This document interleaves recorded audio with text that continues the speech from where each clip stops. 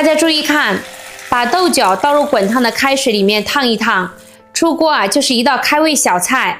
买回家的豆角啊，我们给它放进空盆里，加入1勺食盐，倒满清水，然后用手啊给它清洗干净。食盐啊可以杀菌，去除脏东西。每天呢，我都在用心的分享好吃又健康的家常美食，喜欢你就留个关注吧，非常的感谢。浸泡10分钟后，我们给它放进砂锅里，倒入101度的开水，放几颗小美辣、8粒大蒜、1勺食盐、8粒冰糖、2大勺白醋，然后再撒上1把花椒，上面压个盘子，再扣上盖子，给它泡上1天呐，开胃下饭的酸豆角就做好啦。我们平时用来炒菜、煮面呐都非常不错，酸爽脆嫩，好吃又下饭。喜欢你也在家做来试试吧。最后别忘了给7月点赞、留个关注哦，非常感谢大家。